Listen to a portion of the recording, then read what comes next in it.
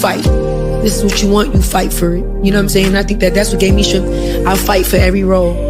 I fight for every blessing. I fight, and I'm willing to do the work. And I fight because I haven't really had many people here to fight for me.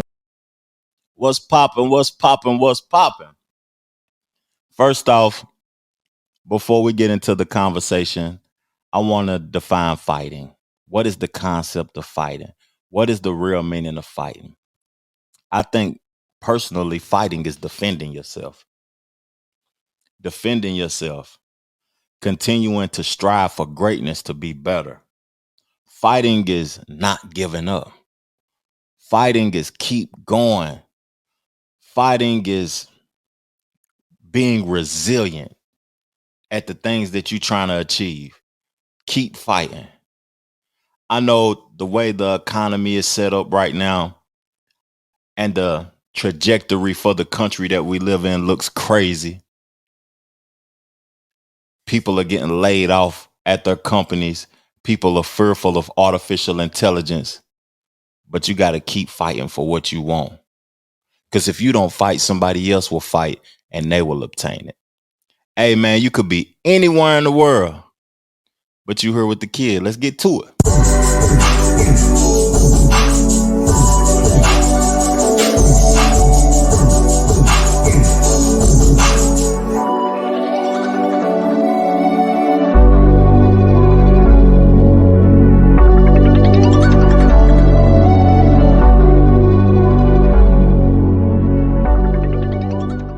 The Trevor Jackson Podcast. What's good? What's good, man? I hope y'all enjoying y'all day. I titled the podcast Real Estate of Mind because I want to talk about some real estate topics. As you know, I met my wife in real estate class when I was going to get licensed to become a realtor. And I feel as if I'm educated in real estate. I feel as if I can assist people and I can help people further achieve their dreams, their financial success. You know, 75% of the people that's what we would consider to be financially stable, I don't want to use the word rich, financially stable, obtain their wealth through real estate. So that's going to be one of the topics, but it's going to be at the end of the podcast because I want you to stay to get the information. At the beginning of the podcast, we're going to discuss Ice Cube versus Notorious Big. I got to talk about it. Because my perspective about Big and Pac has changed and everything evolves.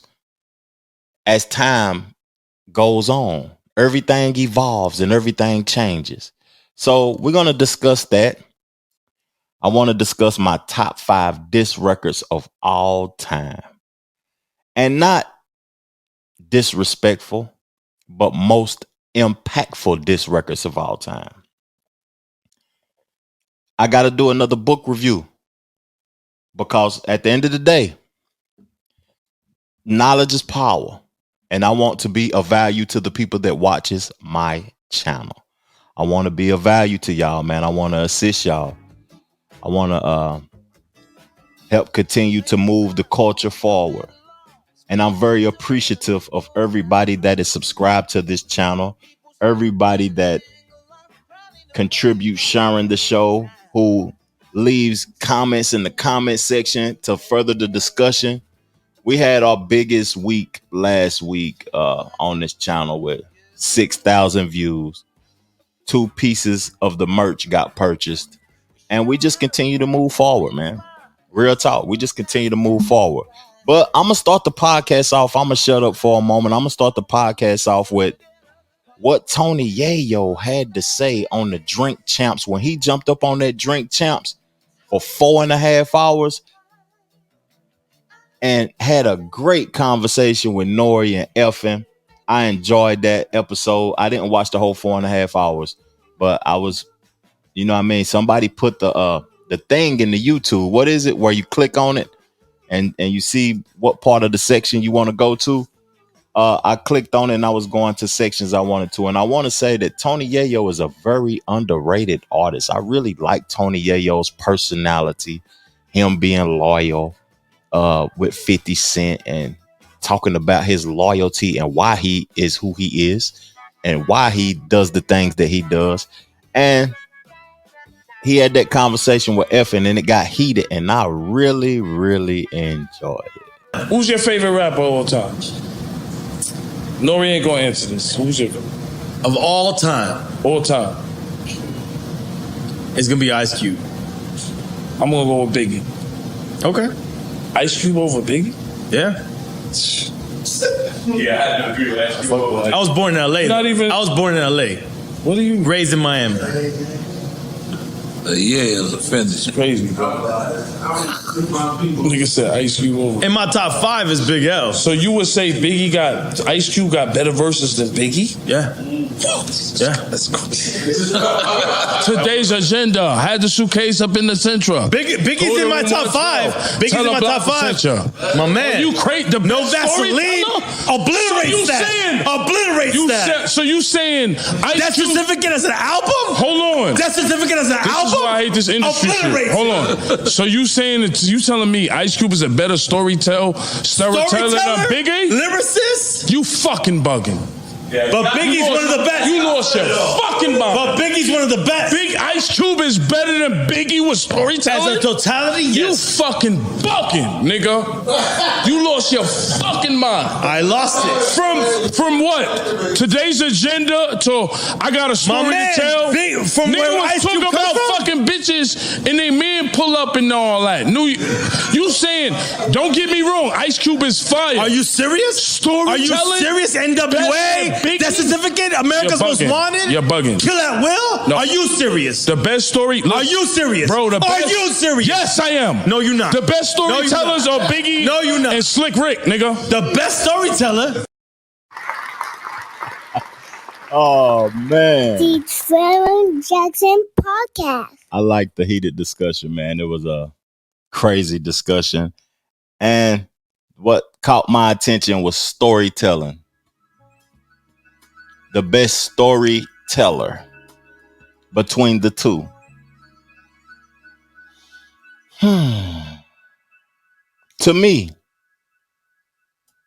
you can't put these two between each other in storytelling because it's a disadvantage for Notorious Big. The whole conversation is a disadvantage for Notorious Big because Notorious Big only released one album legitimately in his lifetime. And with that being said, New York artists are very passionate about Big. They love Big, man. Big can't do no wrong to New York individuals. He can't do no wrong. But before Big ever even put out a record, Ice Cube had 5 classic albums out. He wrote majority of the NWA albums, except for probably the parts that Ren wrote. He wrote his own albums. He bridged the East Coast with the West Coast with production. We can't forget about West Coast Connection or West Side Connection, whatever they call with Mac 10 and Dub C. We can't forget about the soundtracks that he created, from Friday to All About the Benjamin soundtrack to the multiple soundtracks. We can't forget and we can't discredit his contributions because some people are not old enough to understand it, or they're not competent enough to understand it. Ice Cube was a phenomenal storyteller. Some of the most legendary songs Ice Cube wrote, the Death Certificate, The Predator, his own individual efforts, man, it's a long list of things. So in all reality, this is not fair to Biggie Smalls. Now, if you too young, if you grew up in the 90s on to now, if you grew up 89 under, you'll understand what I'm talking about. But if you're a 90s baby, you won't understand what I'm talking about. And I'm gonna say something else too about some artists that contributed to the culture who don't get their appreciation or their first shot. I was pouring up, y'all, if y'all heard that on the podcast, the audio version, you can see it on the visual, but this farmer's market wine from Sonoma County, California. You know, that's most of the time what I'm drinking, a good Cali Red. But before I further the discussion and play Cube's response to that argument, I'm going to say that LL Cool J don't get the credit he deserves because he's old to some people. And they're not going to give him the credit he deserves. LL Cool J should be a top 10 rapper for his contribution to the culture. Ja Rule. 50 Cent came and blew him out the water, but musically and his contribution to the culture, Ja Rule is up there, man. I'm not the biggest fan of him, but I know the bodies of work, the records, the number one hit records that he created. He's up there. Wale. To me personally, he's the most underrated rapper of all time. But Ice Cube, that conversation, it brought me to a place to where I realized that I spoke at the beginning of the podcast about fighting, evolving, things changing. As the culture evolves, people tend to forget about the past.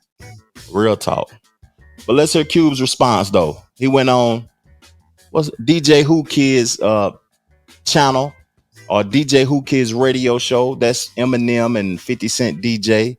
And he talked about the conversation that was had on Drink Champs. You and Biggie Smalls. It's subjective. You know, everybody got their favorites. You know, I put my stories up against anybody. And, you know, I have a bigger sample size. But at the end of the day, you know, everybody's going to have a different opinion. You know what I mean? I love Biggie. I'm a fan of Biggie.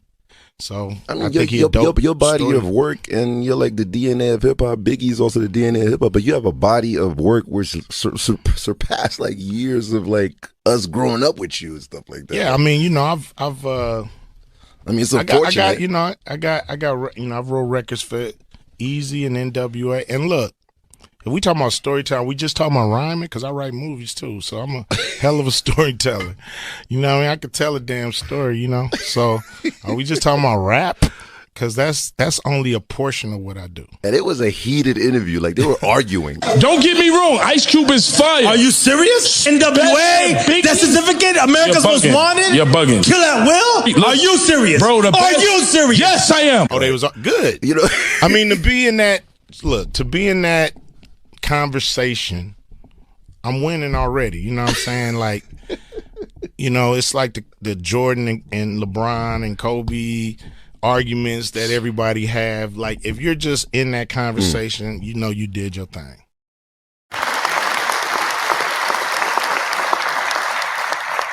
Humbly speaking, I appreciate that, him being humble about it, because it's a man that has passed away he is being compared to. A man that's not here no more. So by him being not here no more, he shouldn't feel like he need to disrespect or put himself on a pedestal or whatever. Just being in the comparison is great. But Cube, no. That's why he ain't tripping. When people don't trip or respond in a crazy way, they already know their place. To me, storytelling. That's what I'm gonna end it off with this, and I'm gonna continue on with something that was profound that was said in that interview. But to end it off with this, the best storyteller of all time to me is Slick Rick. To me, number two, it's close because it's in between Nas and and Ice Cube. It's in between Nas and Ice Cube. Then I gotta throw 8 Ball in there. Don't sleep on Big Ball. Big Ball got a story to tell. Me and my homeboy's girlfriend. It's a lot of artists that came and we'll forget about some, and then sometimes we'll have to be informed so we can remember what they stood for and what they did and their contributions to the culture, because man, it comes to a point to where we loaded with so much information and entertainment that we don't appreciate nothing at all no more, man. We don't appreciate it. We only appreciate it when it's in our presence. 2 weeks after it's gone, it's gone. But what stood out to me, I need y'all in the comment section on this. I need y'all bad. Cube said this and it caught my attention, and I wrote my list down right after I heard this. I want you to write your list down and put it in the comment section. I read this lineup the other day with the best diss records. You were like number 3. I think Hit 'Em Up 3. Yeah, I was like, what? No Vaseline. Number 3. No Vaseline was number 3. Even though it was who's number 1, man? Tupac, Hit 'Em Up. Come on, man. And how's Tupac number 1 when he needed help on that record? Me, no Vaseline, 1 MC. You want to hear who's number 2? I took out who? Ether, Nas. Nah, man. I love Nas, but it's not. One motherfucker, me, took out 4 niggas and the manager. Wow. I mean, damn. You got to give me credit for that. Group was over. I don't know if they made another record after that. So, nah, man. Sorry. I'm gonna take y'all to school for a minute, man. I gotta take y'all to school just like Cube took y'all to school by informing y'all about how impactful his diss record was. Some people will probably think that he was dissing Tupac by saying, nah, he needed help on that record. What he meant by that is that a diss record who had features on it. How can it might have sounded the best, it might have been the grooviest to you, and you might have felt it the most, but we gotta watch our words when we talking and gotta understand what's being said, because most impactful diss record of all time. So that means, how did it hinder people? I love Hit 'Em Up. Don't get it twisted. He killed Biggie on that. But did it kill Biggie's career? No. Now, that No Vaseline that Cube dropped, he said, did they drop another record after that, NWA? As a group, because that's who he dissed. He didn't diss the individuals. He dissed the group and the manager. So it dismantled the group. It took the credibility away from him. And some people say that Ice Cube ain't no real banger from LA. He ain't no real street dude. But then they'll praise Gunna about his music capabilities right now, and he's a rat. It don't make no sense to me. At the end of the day, I just appreciate people's talent now. I'm not judging individuals based on what they done did in the past and this and all of that. It is what it is, man, and I just appreciate it in this moment. So I'm gonna tell y'all my top 5 most impactful records, and I'm gonna tell you why. Number 1, 50 Cent, Wanksta. It gotta be 50 Cent, Wanksta. Ja Rule career was hurt after that, man. He went from being him and Nelly, and who else was the hottest in the game? Jay-Z, DMX, but Ja Rule was dropping the records with Ashanti and J-Lo and all of them individuals. Fire records, back to back to back. And when 50 Cent dropped that Wanksta, it was over. That's the most impactful diss record of all time to me. Ice Cube, No Vaseline. That's number 2 for me. We heard him. Number 3, y'all might be surprised by this. It's Young Dolph. Play With Your B. That record was so disrespectful and so impactful to the career and to his life that I don't look at Yo Gotti the same, and I don't think a lot of other individuals look at him the same. He's doing well with being a CEO and ushering in artists to the hip hop culture, but musically, I can't take it serious no more. I really can't. It's over. After that play with your B, 100 shots, all of that, it's over. Number 4, Tupac Hit 'Em Up. It had a big impact on the culture and it still get bumped today. People still rapping off of that beat. The disrespect, talking about having sex with Big's girl and all of that type of disrespect. It made me look at Biggie and Bad Boy and the whole East Coast differently. So by doing that, it had an impact, a dope impact. Nas Ether is number 5 for me. Jay-Z is still on the stratosphere. He got the Book of Hove out right now. And they doing the library and stuff in Brooklyn for him, celebrating him. But he was ascending to a whole nother level until Nas dropped that Ether and brought him back down to reality. He still made the boss moves and all of that, but rap wise, it brought him back down to reality. And that beef made Jay-Z write the best album of his whole career. To me, The Blueprint. But that's my topic of discussion on that topic, man. And we're going to continue to move forward in the podcast, man. But first, I'm going to play my song of the week. We're going to ride after that. And then we're going to come back and we're going to talk about this book and this real estate, man. That's what we're going to do. Let's get it. Picture that. A black man learning to love himself. Wow. That's crazy, right? Yeah. Yeah. My highs, lows, my dark lights. Couple of hoes, but no love, life. I'm ashamed of the person that I'm becoming. See, mind racing, too tired to chase a woman. Yeah. How could you ever love me? My attention is never yours, it's never on me. And I respect you, of course, I hate to see you cry. But I'm the reason why, starting I'm Jackal, I'm high. I can't even lie. Everybody want that crazy love until they find a crazy one. Yesterday I'm in your face a lot. Then boom, I ain't saying enough. I'm drinking more to think less is true. Liquor become a crutch, can't stand next to you. No, self-loathing is my addiction amongst other things I don't mention, cause you be itching to judge. It's love. It's overrated and underrated because it seemed like a placebo when it be done. I see myself on the TV, I'm unimpressed. You think you love me, but I don't love me, hold up. Because it seemed like a placebo when it be done. I see myself on the TV, I'm unimpressed. You think you love me, but I don't love me enough. Wow.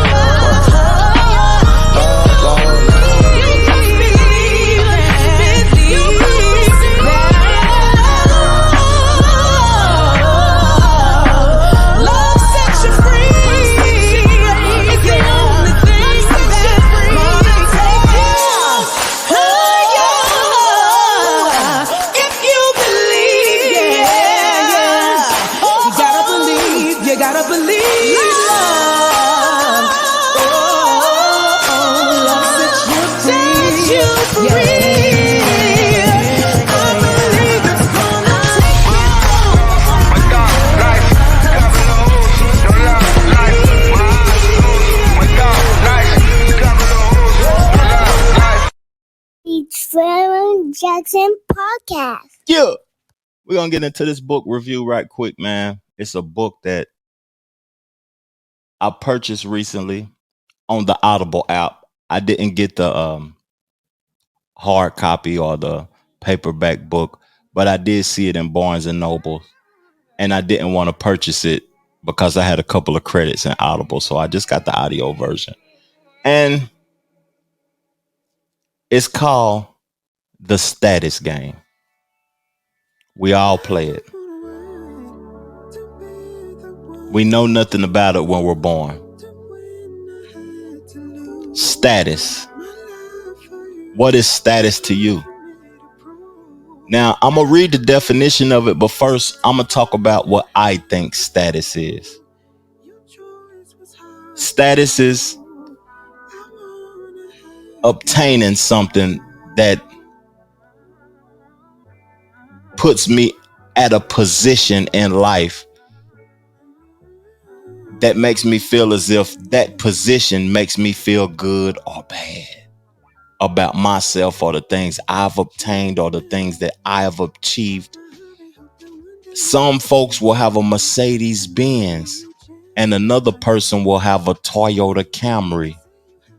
And the person with the Benz will perceive that they're in a better status of life than the other one.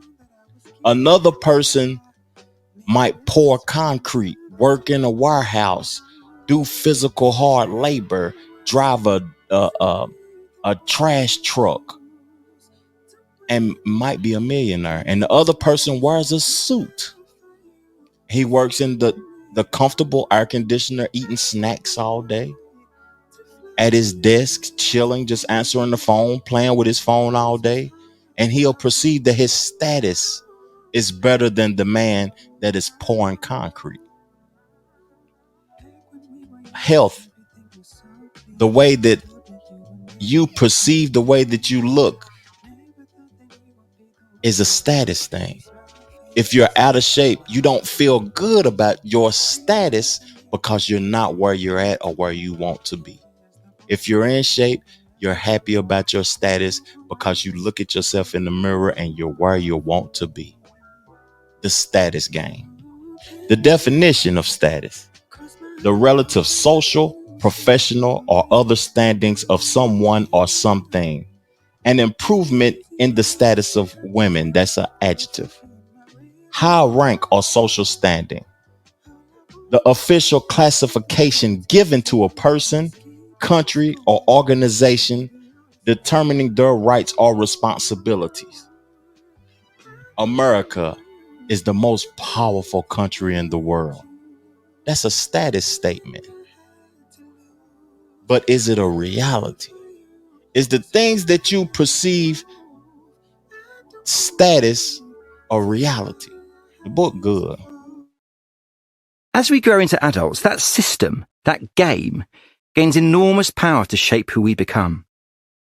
We mould ourselves to its rules and symbols. As we move through our days, our identity shifts depending on which game we happen to be playing. We can be an architect at work, a mother at home, a campaigner online, an authority on Charlotte Bronte in the book group, and a restorer of rocket launchers in the shed.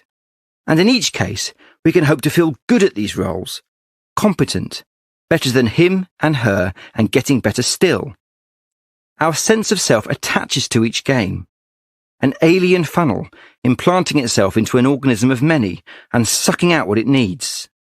Our individuality merges with the game and becomes blurred, our moral behaviour and perception of reality deranging itself in its service. This is what our adult identity adds up to. We are the sum of the games we play.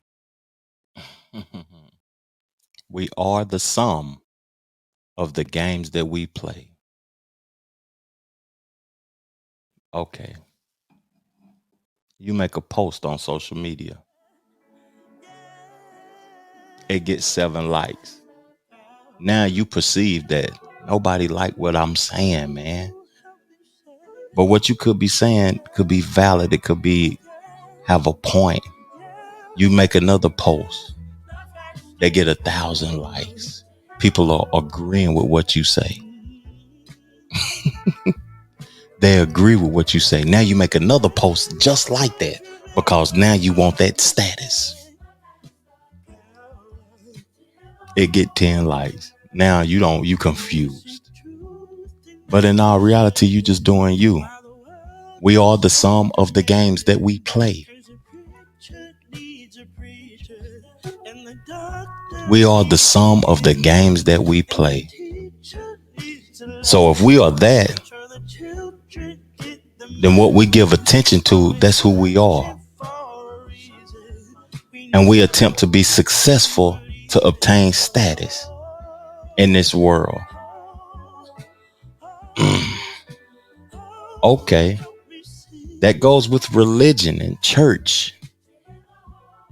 People go to church consistently so they could be a deacon, a They move up along so they can obtain status. And they want to be of status in the eyes of God.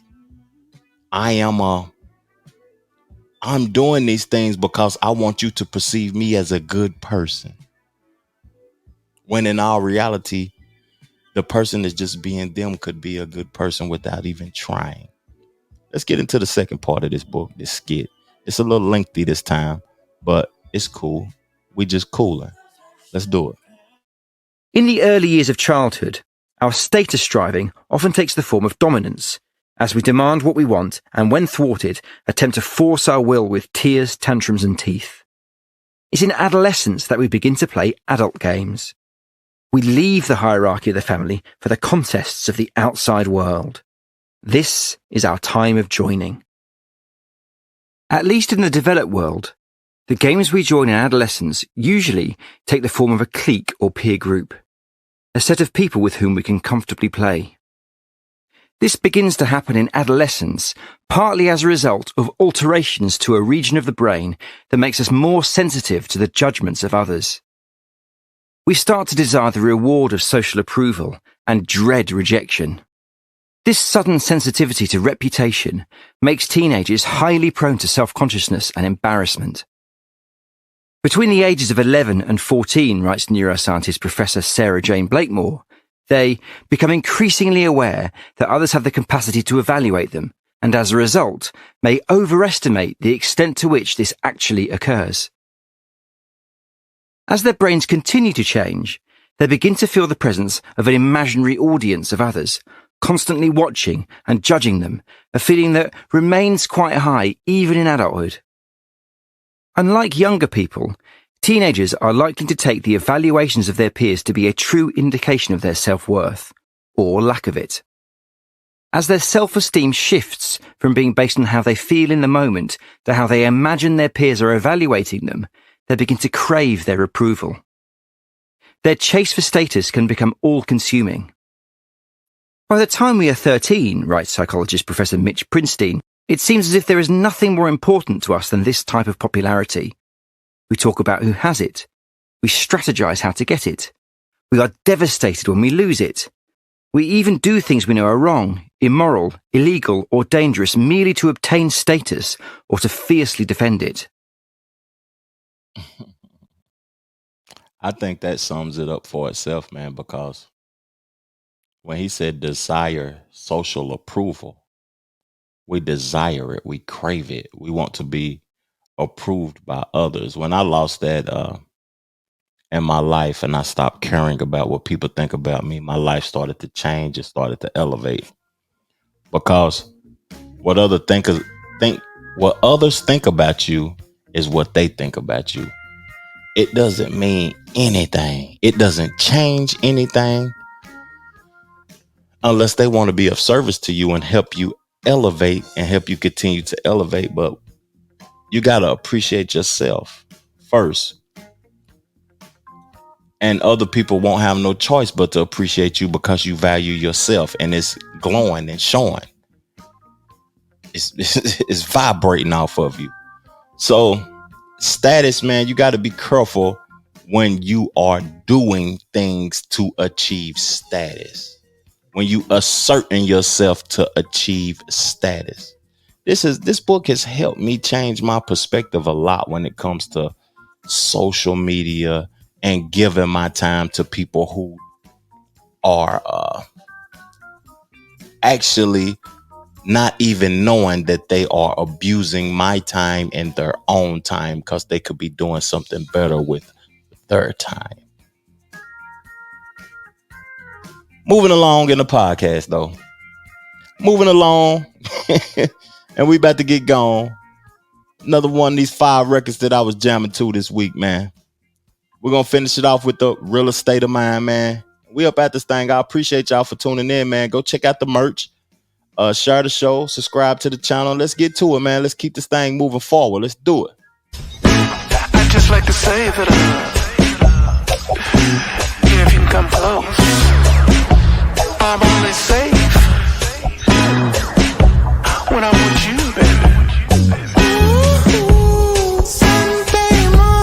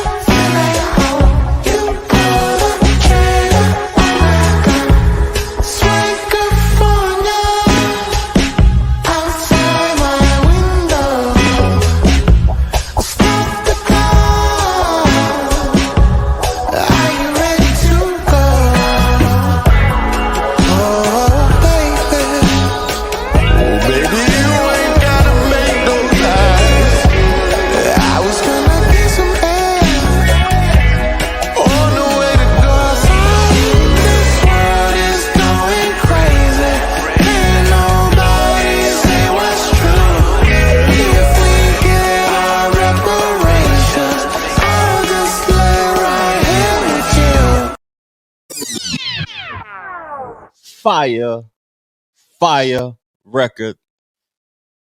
Classic Man.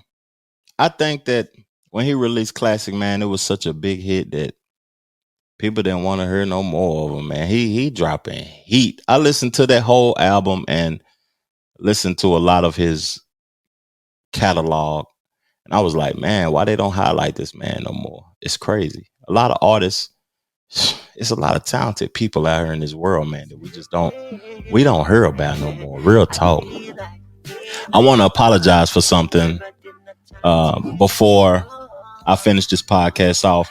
This episode won't be mastered, man. I won't be able to digitally master it because I ran out of space on my memory card on my Rodecaster Pro. But I think the quality of the audio is going to be fine. So if it lacks quality, just tell me, man. I appreciate y'all for checking out the show regardless.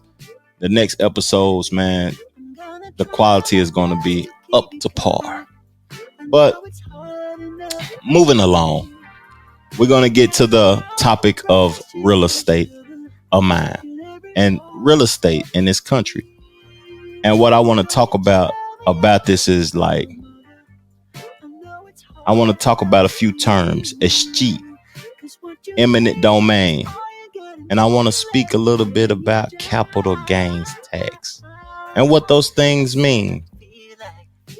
And I want to talk about real estate as a way to wealth in this country and the percentage of this country that used real estate to become wealthy and the climate of it right now. And interest rates are high. People aren't purchasing homes as much as they was during COVID and the pandemic. But I still think that real estate is a good investment to get into right now, even though the interest rates aren't as low as they were. They are the same as they always have been. They're just not as low as they were. So if you didn't take advantage of that time, you need to take advantage of it now, because the interest rates might go higher than they ever been.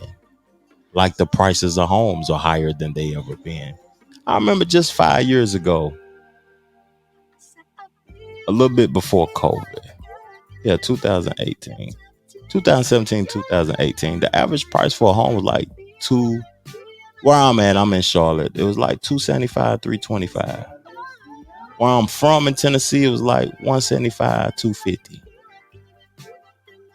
Now, all across America, a half a ticket is the average price for a home. A half a ticket, if y'all don't understand that, I know I'm speaking slang right now, but it's $500,000. But I want to play some audio from this guy, Booker T, who I listens to. He's out of Georgia. He's an investor.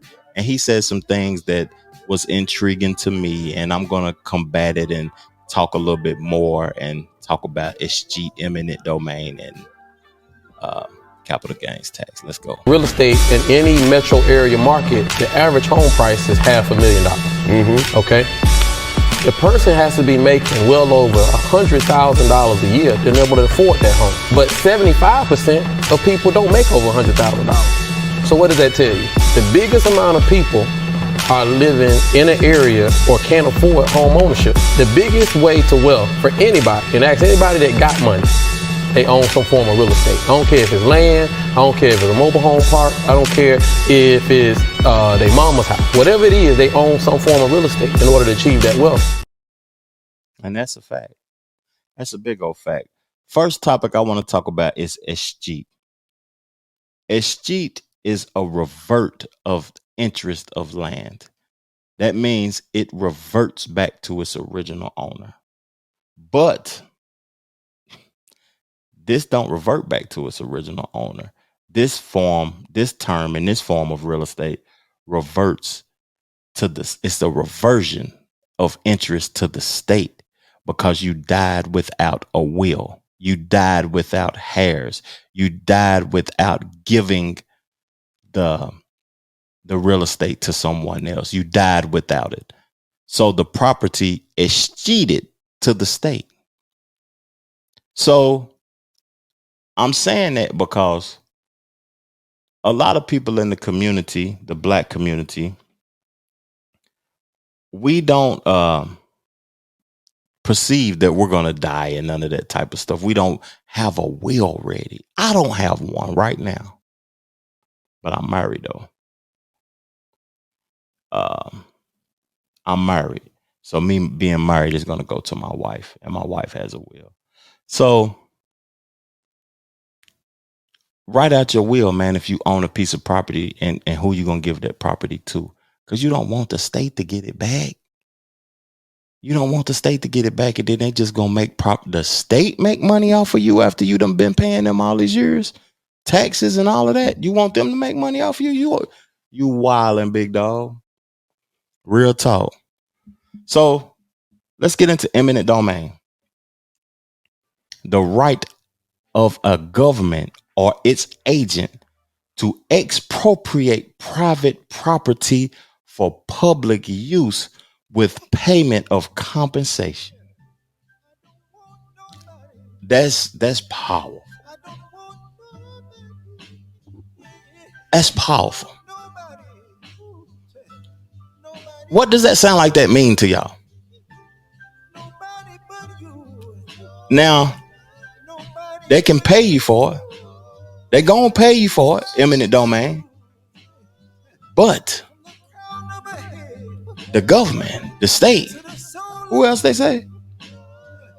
The process by which the government may seize private property with proper compensation, but without the owner of the property's consent for public use.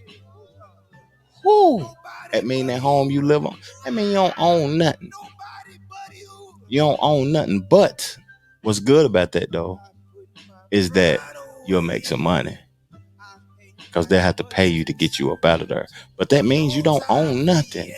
It tripped me out when people say, I own my home, I'm a homeowner, I'm this, I'm that.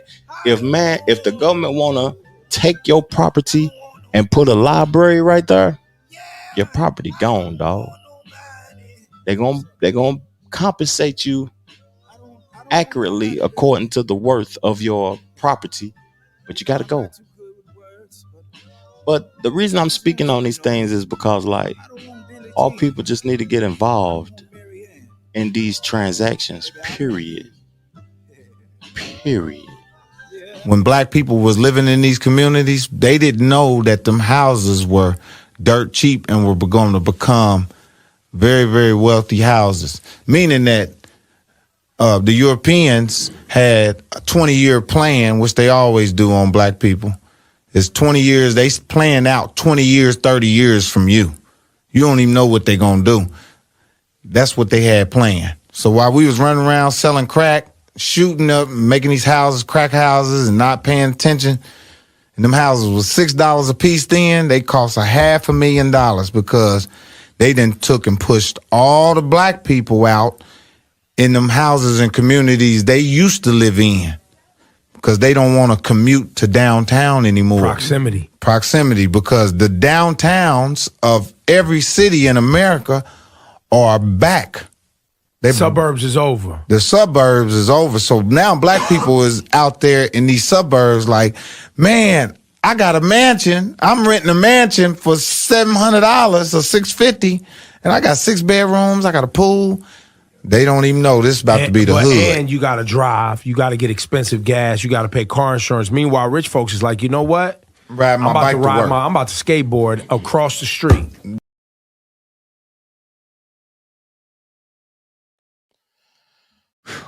Me and wifey just came from downtown today, and I noticed, I was like, man, look at all of these breweries. Look at all of this this fine dining. This golf, Top Golf, this new modern stuff going on downtown. This everything is downtown.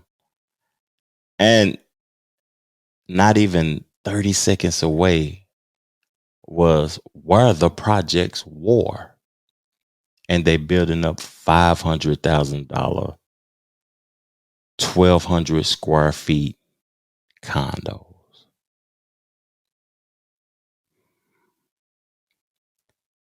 Get involved, man, before it be too late and you be renting for life. You don't want to do that. You want some form of ownership. Appreciate y'all for tuning in, man. I hope y'all got something from this podcast. I'm only here for inspiration, not your entertainment. I hope that you are entertained, though. And I hope you'll come back for another episode. You could have been anywhere in the world, but you was here with the boy. Peace, love, plenty, abundance. Make sure you go get you some money and I'm out. Chill.